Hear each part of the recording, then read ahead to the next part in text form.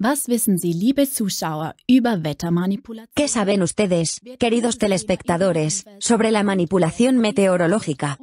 Este tema también es controvertido en su entorno, y a menudo se tacha de teoría conspirativa. La siguiente presentación de un doctor en ciencias naturales en el WFF de verano de 2022 en Davos, es muy ilustrativa al respecto. Philip Sela estudió física en la ETH, Escuela Politécnica Federal de Zúrich, y es doctor en ciencias naturales. Como piloto recreativo, Sela lleva más de 3 décadas estrechamente vinculado a la meteorología. A medida que pasaba el tiempo, notaba cada vez más anomalías en el cielo.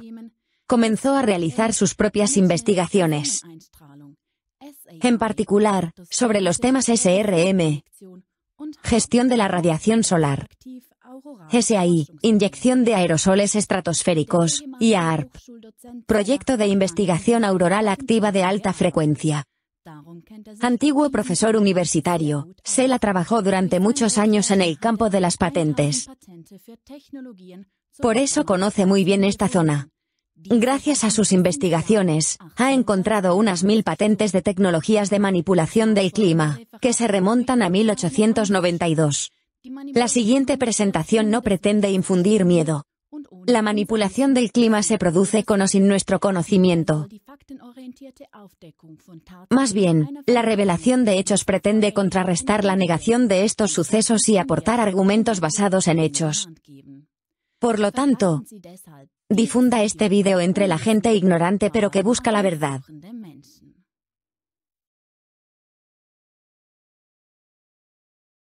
Entonces, ¿qué pasa con la geoingeniería y la salud? Como ya he dicho, me gustaría dar una visión no exhaustiva de algunos documentos gubernamentales y leyes sobre patentes. Las patentes no se solicitan por gusto, cuestan mucho dinero. Y también hay que demostrar que funcionan, de lo contrario no serán concedidos y publicados trabajos de investigación, no por mí mismo, porque, como he dicho, también debe mostrar el enfoque de la salud.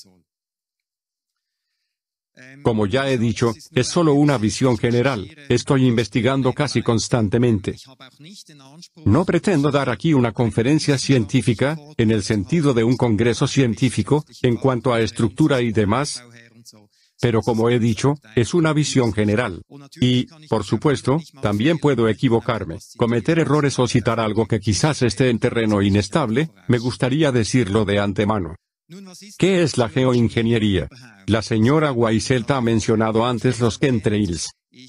Intento no mencionar este término, porque el término chemtrail siempre te pone inmediatamente en el rincón de los teóricos de la conspiración, aunque el término en sí fue acuñado por la Fuerza Aérea de Estados Unidos en la década de 1970. Eso es lo gracioso del asunto. Geoingeniería es sin duda el término más neutro, y la geoingeniería implica principalmente la manipulación del clima, que es en realidad lo más importante, mediante la liberación de partículas en la atmósfera, pero también mediante la emisión de ondas electromagnéticas a la atmósfera a gran potencia. Luego, por supuesto, sondeo de la Tierra. Se trata de cambiar, ingeniería de la Tierra.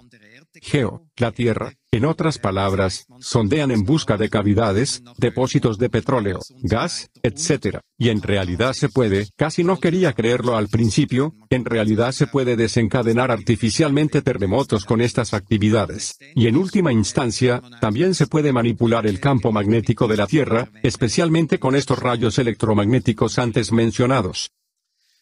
¿Por qué se hace geoingeniería? En realidad, esto se remonta a toda la Guerra Fría, que comenzó inmediatamente después de la Segunda Guerra Mundial. En realidad empezó antes, al menos con el esfuerzo por influir en el clima. Pero la geoingeniería a gran escala comenzó después de la Segunda Guerra Mundial. Y me gustaría citar aquí al expresidente estadounidense Lyndon B. Johnson. Dijo en una conferencia en 1962. Literalmente, quien controla el clima controla el mundo. Y estos son los empeños de estas superpotencias, sobre todo de Estados Unidos. Por cierto, este discurso está disponible en YouTube, puede encontrarlo y escucharlo en su redacción original. En el pasado lo gracioso es que siempre se niega que se haga geoingeniería. Pero en el pasado hubo muchos proyectos de este tipo. Me gustaría mencionar a algunas personas muy destacadas que también han sido admitidas públicamente hoy. El proyecto Cumulus, que provocó una gran catástrofe en el Reino Unido en 1952, cuando se inocularon nubes para producirlas artificialmente y hacerlas llover. Hubo una catástrofe por inundaciones muy dramática, hubo 34 muertos y muchas casas fueron arrasadas, etc. Por supuesto, hay catástrofes aún peores, pero la conexión era muy evidente. Por supuesto, se silenció durante muchos años hasta que realmente salió a la luz. Luego estuvo el proyecto Storm Fury, de 1962 a 1971, en el que se intentó influir en los huracanes con la llamada inoculación, es decir, esparciendo partículas. Hoy se hace de forma mucho más profesional que entonces. Por aquel entonces, era solo un proyecto, aún en fase de investigación. Y luego el proyecto Popeye, probablemente bien conocido por la mayoría de la gente, en el que se provocaron deliberadamente grandes cantidades de lluvia durante la guerra de Vietnam para enturbiar e impedir las rutas de suministro del Vietcong. Por último, me gustaría recordar que se han realizado más de 2000 pruebas de bombas nucleares. Entonces, ¿por qué es necesario probar una bomba tan devastadora y contaminante tan y tan a menudo? Quiero decir, si quieres construirlo, y ya estoy poniendo un signo de interrogación detrás de eso de todos modos, entonces 2 o 3 pruebas son suficientes, entonces usted sabe cómo funciona, y todavía hoy se puede detectar, en el agua, en el suelo y en la atmósfera, toda esta radiactividad. Hay docenas, si no cientos, de documentos oficiales, algunos de los cuales siempre han sido de acceso público, otros fueron desclasificados posteriormente, sobre todo en Estados Unidos, por lo que realmente se pueden pasar horas investigando y descargándolos. Solo quiero mostrar brevemente una de ellas, que es una propuesta de modificación del clima presentada ante el Congreso de Estados Unidos. Se trata de un documento muy completo de casi 200 páginas. Y ahí, lo he traducido especialmente, es de 1978, y dice que en los últimos 30 años, es decir, de 1947 a 1978, no hablo de hoy, de los últimos 30 años. Se presentaron 110 programas de manipulación meteorológica al Congreso de Estados Unidos y también se aprobaron. En 1978, el Congreso inició y financió un programa de investigación nacional, es decir, transnacional. En su momento, se criticó que en Estados Unidos no existiera una ley nacional que regulara todo esto. Tenían que arreglárselas si querían poner en marcha algo apropiado. Y, por supuesto, la gente ya tenía miedo entonces, porque ya lo habían hecho en Vietnam, por ejemplo, naturalmente temían que el enemigo pudiera hacer lo mismo, o que de repente se les acusara de alguna manera como nación si había una tormenta en algún lugar o una sequía. Que entonces se pudiera decir, eso fue un atentado, y claro que querían evitarlo. Por eso había que regularlo por ley. Y como resultado, en 1978, es decir, iniciado ya en 1976, y en 1978 se introdujo una resolución legislativa en Nueva York. La ONU estaba detrás de esto, es decir, el Tratado de la ONU que prohíbe el uso de la manipulación del clima en la guerra o cualquier tecnología perjudicial para el medio ambiente. Y esta ley también ha sido ratificada por Suiza, así que muchos países de todo el mundo han ratificado esta ley. Suiza 1988, es decir, ahora se ha convertido en ley federal, que puede consultar en la Colección Federal de Leyes. Número 515.06. Esta ley suena realmente bien, y como ya he dicho, Estados Unidos la introdujo entre 1976 y 1978 por miedo a que sus enemigos hicieran lo mismo. Una ley de este tipo no significa que haya que acatarla. Suena muy bien, los 2 primeros artículos principales también suenan muy bien, en realidad se trata de que esto está prohibido. Pero luego está el tercer artículo de esta ley, y este tercer artículo establece en primer lugar que la utilización con fines pacíficos está por supuesto permitida.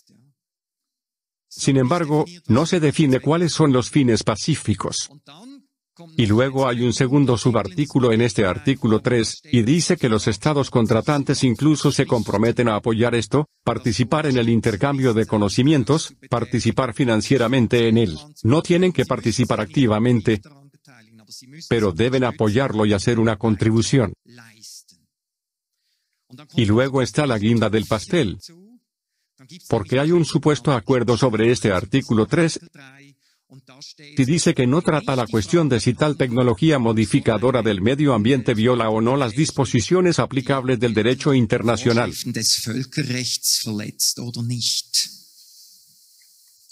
Me recuerda un poco a una ley que se va a introducir para combatir la pandemia. Quizá le resulte familiar, pero Suiza lo ratificó en 1988. Eso es realmente aterrador. Ahora volveré a Estados Unidos y les mostraré otro documento que se publicó, que era una propuesta a las Fuerzas Aéreas de Estados Unidos sobre las perspectivas para el año 2025. El documento en sí es de 1996, y su título es El clima como multiplicador de fuerzas. Y el subtítulo es Somos los dueños del clima hasta 2025. Un breve extracto de este documento, en el lado izquierdo. Por así decirlo, ¿cómo puedes dañar al enemigo? Y en el lado derecho, ¿cómo puedes apoyarte a ti mismo y a tus compañeros? Solo algunas palabras clave: dañar al enemigo con lluvia, con maremotos, que también se supone que empeoran la moral de los soldados, por así decirlo, del otro bando. Pero también se puede provocar una sequía, una escasez de agua, hasta que la gente esté tan mal que se rinda.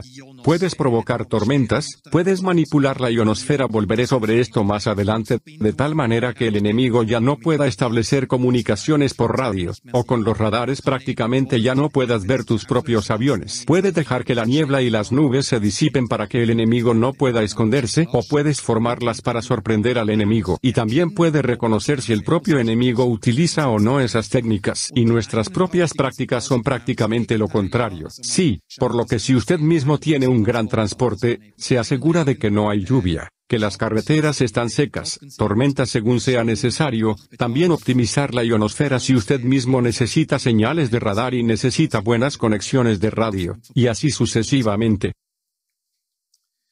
En este documento sigue siendo el mismo documento, se sigue diciendo, a modo de resumen, que una vez reunidas las condiciones, también debemos ser capaces de esparcir polvo de carbón. En este documento se dice claramente polvo de carbón, y polvo de carbón fino en la región deseada, es decir, en la región hostil, de forma controlable, segura, rentable y fiable.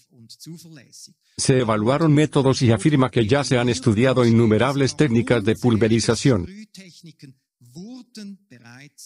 El documento es de 1996.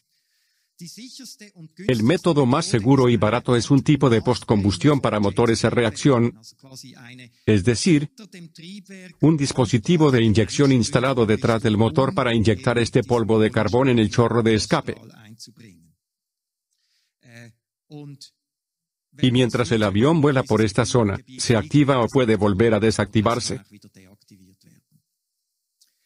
¿Por qué polvo de carbón? Eso es emocionante. Hay otro documento que se publicó en virtud de la Ley de Libertad de Información, FOIA, es decir, más tarde. Esto solía ser un documento confidencial y secreto. Procede del laboratorio Phillips del Departamento Principal de Geofísica. Por supuesto, siempre han asesorado al gobierno estadounidense y también a los militares, etc.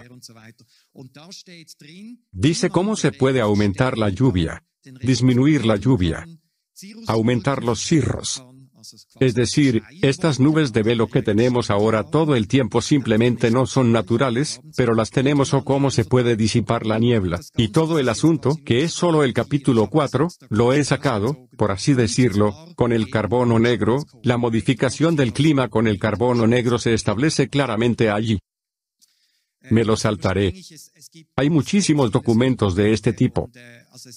Es aterrador ver todas las armas que se están investigando y probando. Me gustaría citar brevemente un libro muy emocionante. Lo encontré en el original, anticuario. Este libro se titula Unless Peace Comes, o sea, a menos que llegue la paz, que por supuesto es de esperar. Fue editada por un tal Nigel Calder en 1968, así que lleva ya unos cuantos años. Y este Nigel Calder era un periodista científico muy influyente y reconocido.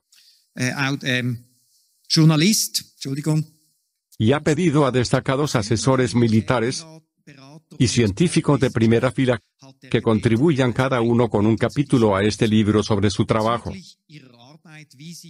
¿Cómo asesoran al gobierno y qué investigaciones están llevando a cabo? Y el capítulo más loco o emocionante de este libro, hay 17 capítulos, se titula ¿Cómo estamos destruyendo el medio ambiente? Ese es el título del capítulo, y este capítulo fue escrito por un profesor Gordon MacDonald, que ya no vive. Era el jefe de geofísica y física planetaria de la Universidad de California en Los Ángeles. Y fue miembro del personal asesor del presidente Lyndon Johnson, a quien ya he citado. Extracto de este capítulo: el capítulo es aterrador para leer, y escribe lo que se acaba de hacer en 1968 en la investigación actual. Se pueden crear nubes frías formando cristales de hielo. Se pueden crear nubes cálidas agrandando artificialmente las gotas existentes con partículas. Puedes crear nubes secas que no lluevan, como hemos tenido muchas estos días. Puedes aumentar el tamaño de las nubes alrededor de una tormenta para cambiarla, reforzarla o debilitarla. Puede dejar caer láminas metálicas o partículas metálicas. En su época aún eran láminas metálicas para generar más rayos.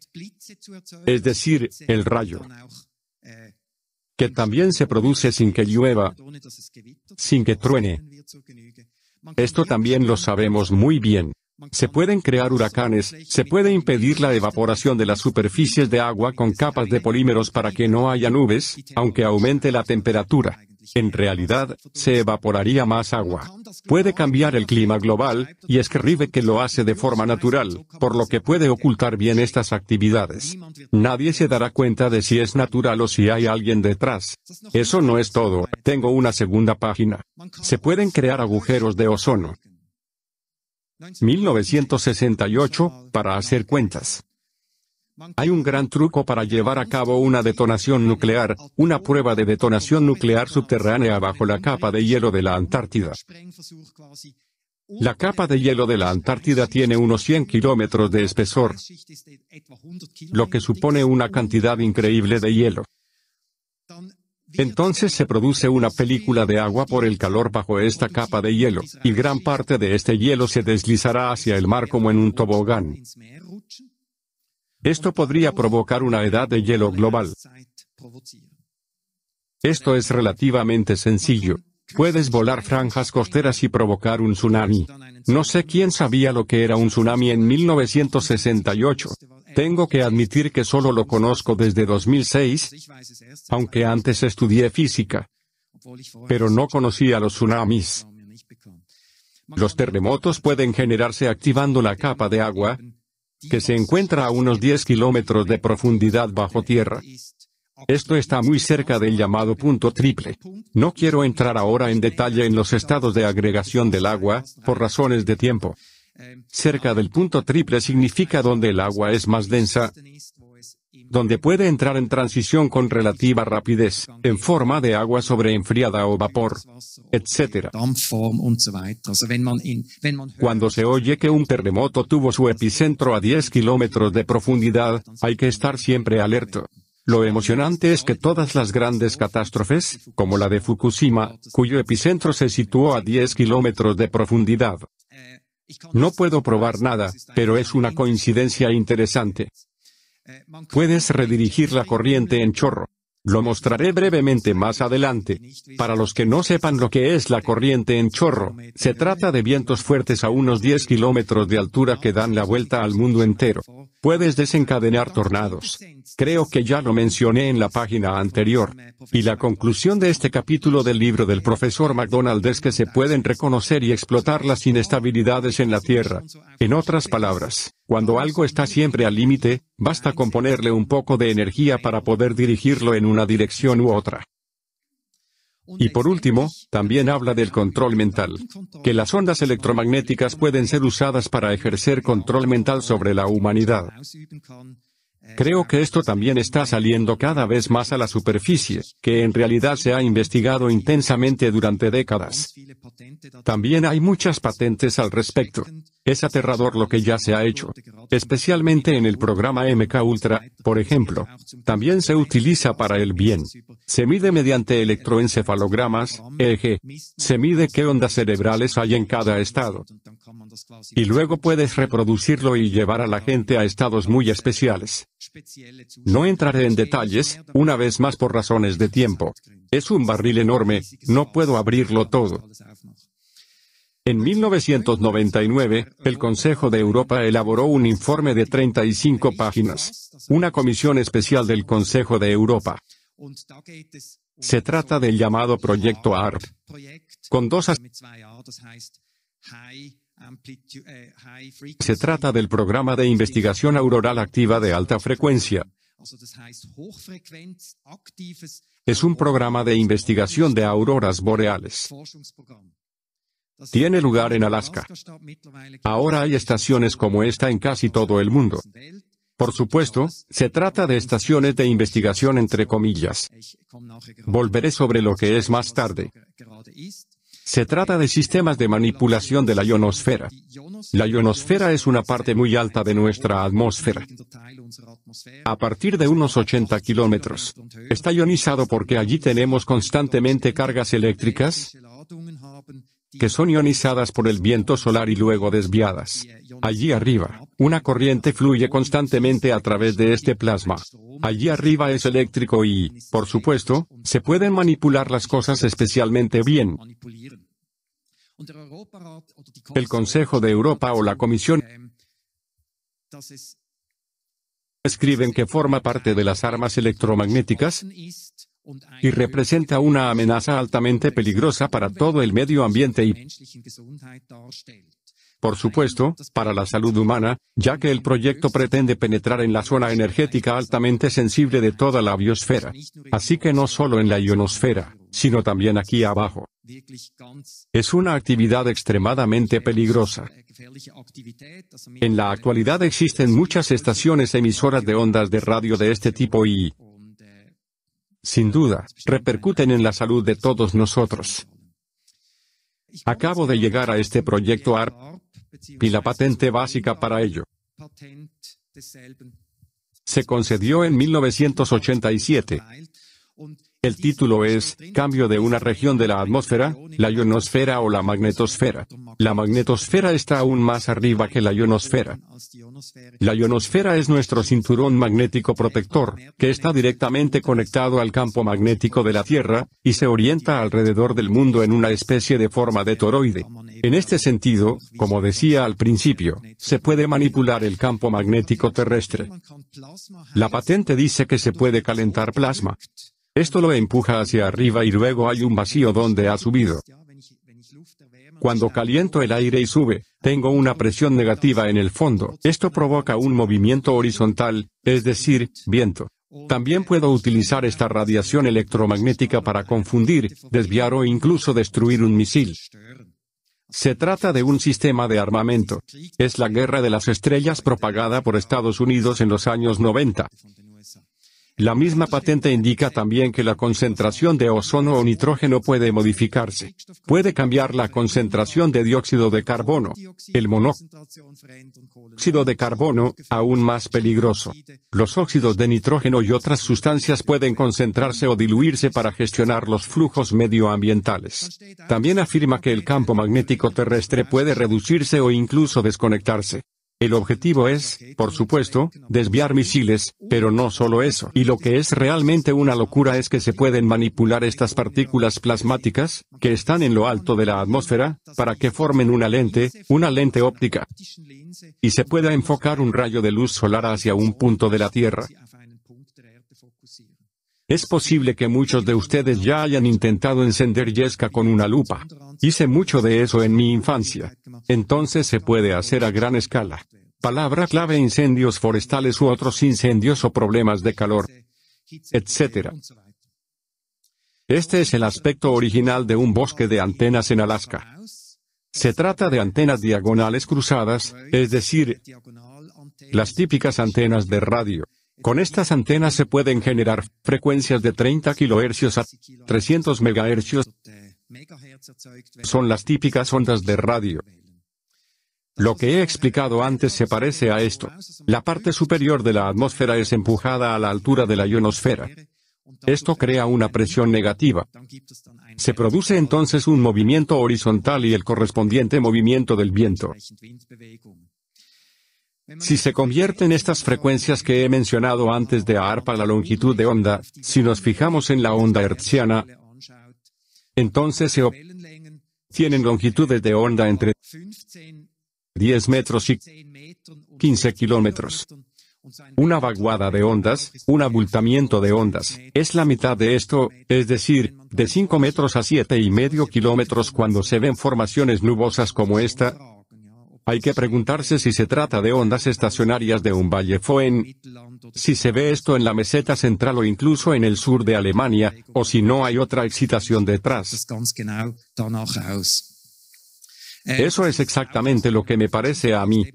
Esto también es de un informe de investigación de esta investigación ARP sobre cómo las ondas de radio también pueden reflejarse en la ionosfera.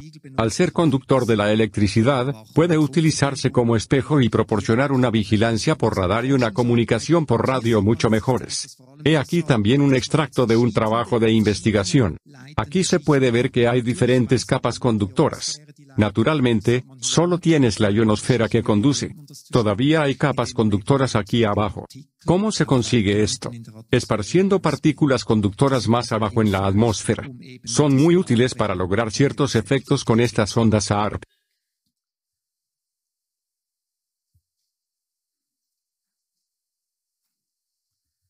Ahora hablo de exactamente estas partículas que se utilizan allí.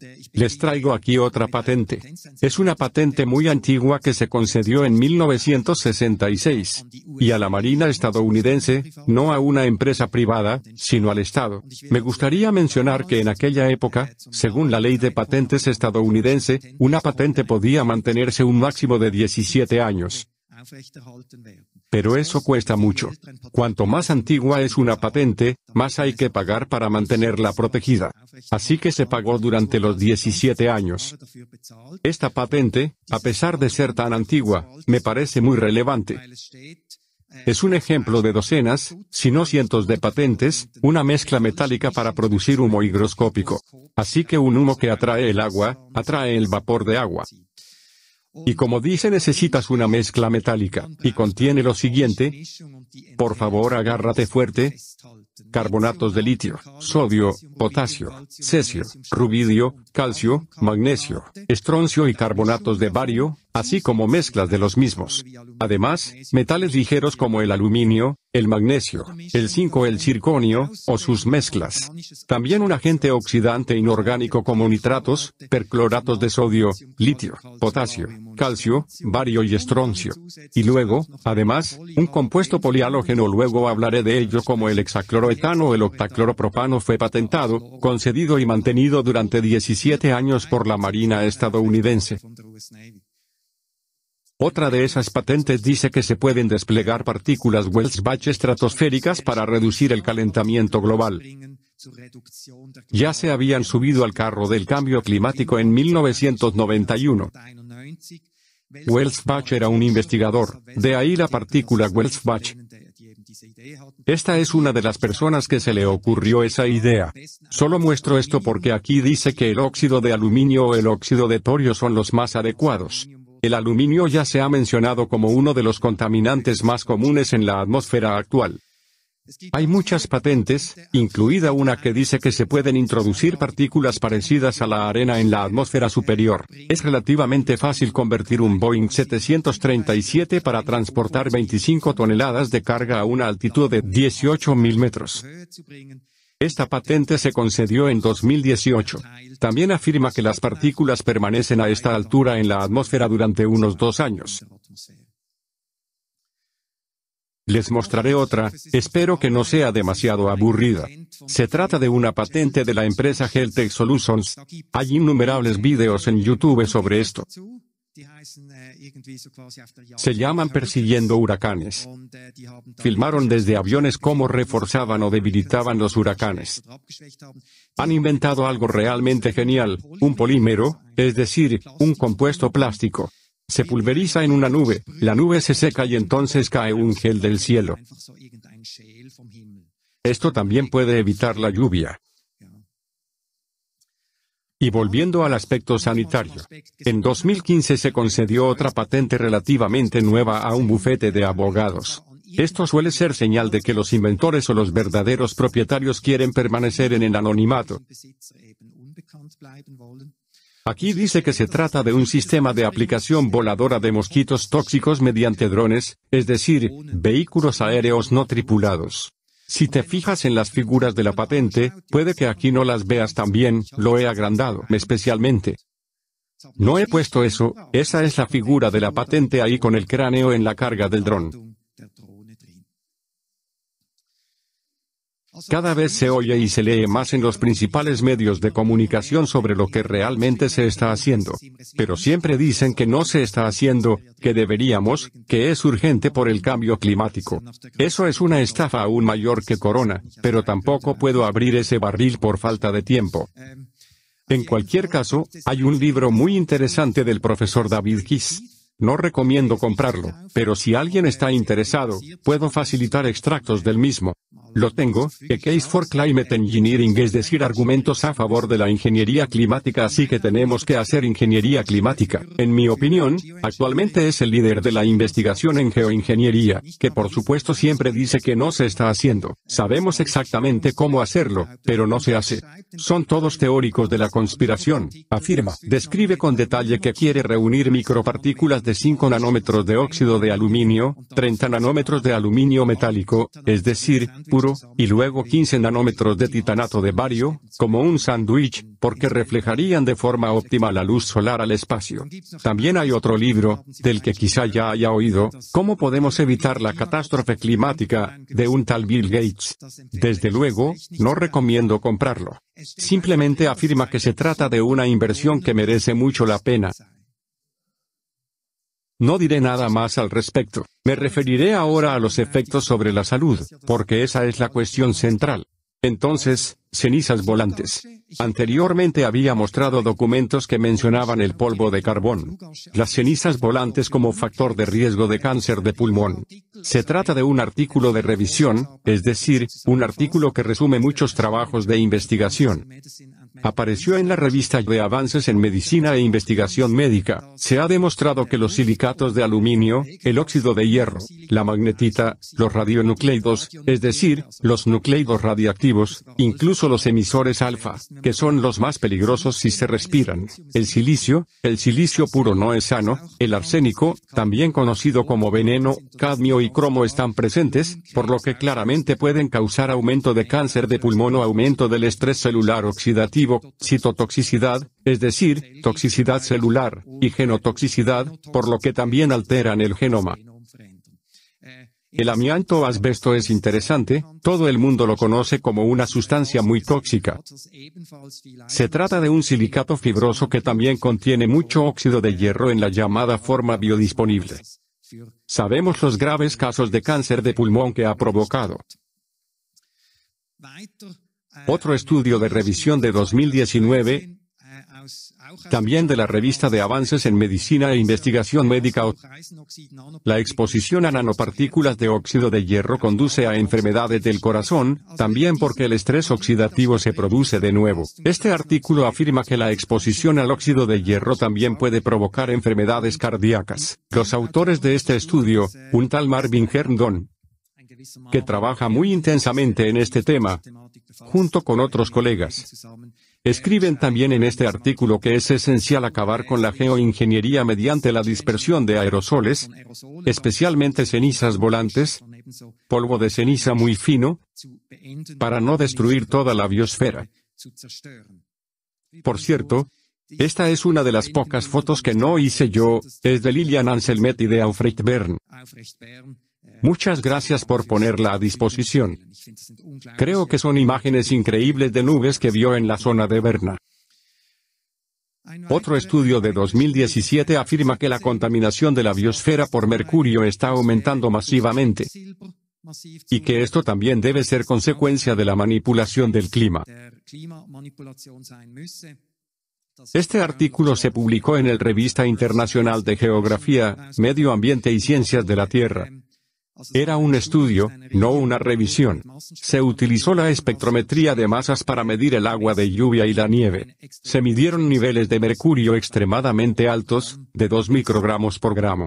Aunque la legislación sobre restricciones a la utilización de determinadas sustancias peligrosas ha reducido considerablemente el plomo y el mercurio en los últimos 20 años, esta contaminación va en aumento. Esto también conlleva riesgos para la salud de carácter neurológico, cardiovascular y urogenital. Puede causar infertilidad, afectar al sistema inmunitario y también dañar el ADN. Otro estudio que quiero mencionar, del Revista de Investigación sobre Avances en Ciencias Sociales, es el de las secuoyas de California, estos bosques de secuoyas. Algunas tienen más de 3.000 años. Experimentaron un clima mucho más cálido del que afirmamos o tenemos en la actualidad. Han experimentado increíbles periodos secos, húmedos y fríos. Siguen vivas y ahora se están extinguiendo. Un examen más detallado de los mismos muestra que la sequía artificial ha sido causada durante décadas, en California durante décadas por la geoingeniería. Las nanopartículas tóxicas provocan claramente la muerte de los árboles. En concreto, el contenido de aluminio de estas nanopartículas provoca que los árboles cierren los estomas, es decir, los estomas de las agujas u hojas. Entonces ya no tienen el intercambio de humedad, y ya no pueden absorber CO2. Por cierto, el CO2 es el gas de la vida por excelencia. No habría plantas verdes sin CO2. Hay incluso un estudio relativamente nuevo de la NASA que dice que en los últimos 15 años la Tierra se ha vuelto más verde. Escriben, probablemente debido al aumento de CO2. ¿Qué tiene de malo? Pero eso es solo una cláusula subordinada. Un factor muy importante es el agujero en la capa de ozono, que cada vez es mayor. Ya no se oye hablar de ello. Los CFC ya se prohibieron en los años 80. Ahora ya no nos pueden intimidar con nada. Por eso dicen que el agujero de la capa de ozono es cada vez más grande. Ahora sabemos cómo se puede ampliar. El propio gobierno estadounidense ya lo ha admitido en numerosos documentos. Este agujero en la capa de ozono permite medir los UVB y UVC en la superficie terrestre. La ciencia convencional también admite que tenemos niveles mucho más altos de UVB y UVC. Estos son los ultravioleta peligrosos, de una longitud de onda de 100 nanómetros a unos 400 nanómetros. Este es el ultravioleta realmente peligroso. Ni siquiera teníamos eso en la superficie de la Tierra en el pasado. Esto nos llega a través del agujero en la capa de ozono. Por supuesto, esto es tan peligroso para nosotros los humanos como para estas secuoyas. Ahora me saltaré los siguientes estudios, porque siempre conducen a lo mismo. Lo que todo eso desencadena: mortalidad catastrófica de abejas, de insectos, todos los problemas de algas. Estas floraciones de algas tóxicas que en realidad se producen porque el plancton muere. Debido a toda esta contaminación de nanopartículas, y el agujero en la capa de ozono. Las poblaciones de aves disminuyen, también indirectamente, porque desaparecen los insectos, al igual que los murciélagos. Son todos estudios que he leído. Son realmente aterradores en cuanto a los efectos que tienen en todo el medio ambiente, no solo en nuestra salud.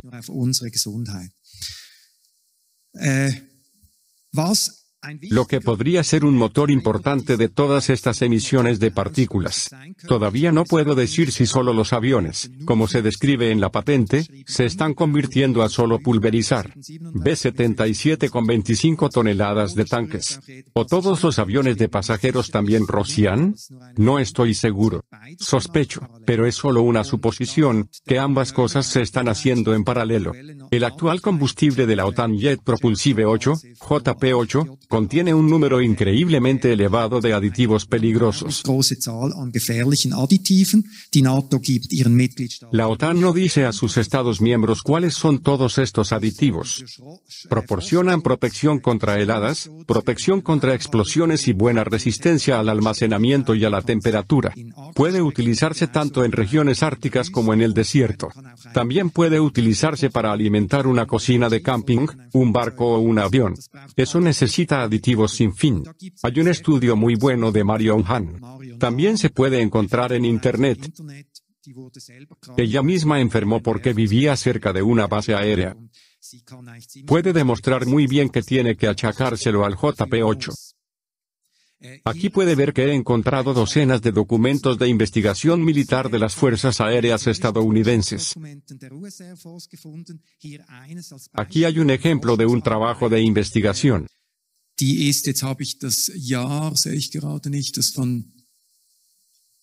Creo que es de los años 90 o 2000.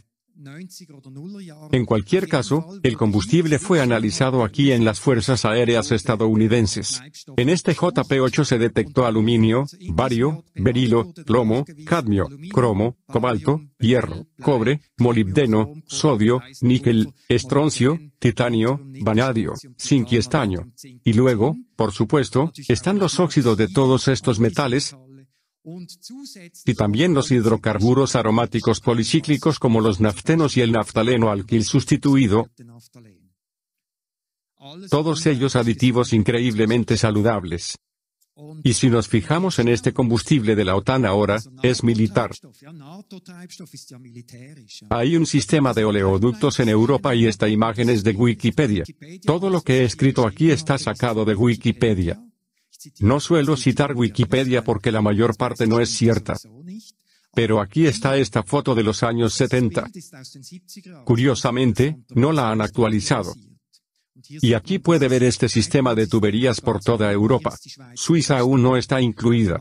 Pero el artículo de Wikipedia afirma que el 90% del combustible transportado ya se había vendido a clientes civiles en 2009, a partir de este combustible de aviación.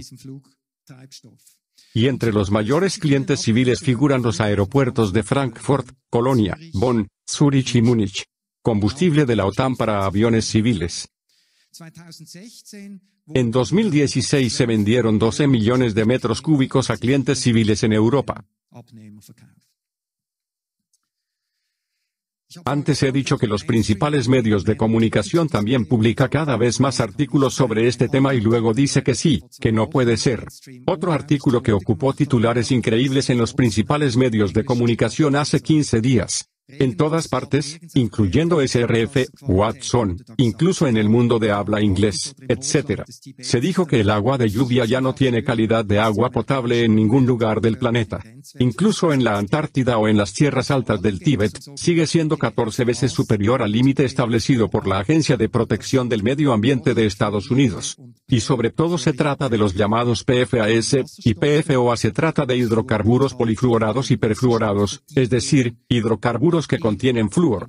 Se encuentran, según los principales medios de comunicación, en el maquillaje, los champús, los envases y los productos de limpieza. Así que ahora tenemos la culpa otra vez. Pero este estudio de la Fuerza Aérea acaba de decir que hay compuestos fluorados en ella, y en gran escala. Así que lo peor de estos compuestos fluorados viene de arriba. Este es el estudio original que se cita en los principales medios de comunicación. Luego siempre busco los estudios originales. Quiero leer lo que han hecho los investigadores. También es interesante que la Gaceta Diaria cite a un investigador de Dinamarca. Incluso participa Martin Scheringer, de la ETH de Zúrich. Entonces quizá podría ponerme en contacto con él, y preguntarle si también habían tenido en cuenta los componentes atmosféricos. Investigué un poco más y encontré un libro. Se llama Productos químicos para siempre, es decir, sustancias químicas que no se degradan, y permanecen en la circulación terrestre durante mucho tiempo. Se trata principalmente de estos PFOA y PFAS, es decir, estos hidrocarburos perfluorados y polifluorados. Dice que solo 4 de ellos son realmente conocidos y han sido analizados para determinar su peligrosidad y toxicidad. Y que solo estos 4 pueden detectarse realmente también, pero solo hay 6.500 en la lista, y probablemente haya más de 10.000 de estas sustancias. Puedo ver que Alex está ahí, así que me saltaré el resto ahora.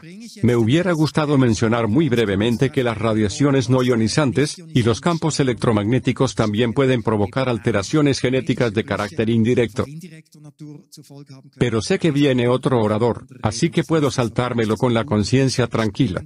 Que no son solo las sustancias pulverizadas las que suponen un riesgo para la salud, sino también todas esas ondas de radio y microondas que llueven sobre nosotros. Y solo estoy hablando de estas cosas de manipulación del tiempo. Por ahora dejaré fuera de la ecuación el 5G e incluso el 4G, 3G, etc. Sí, las últimas fotos las hice yo misma en marzo y abril. No se ve tan bien en el proyector. Realmente en las montañas, parece smog sobre Los Ángeles. Eso simplemente no puede ser natural. Y he terminado con eso. Me he saltado algunas cosas. Espero no haberme pasado demasiado. Muchas gracias por su atención.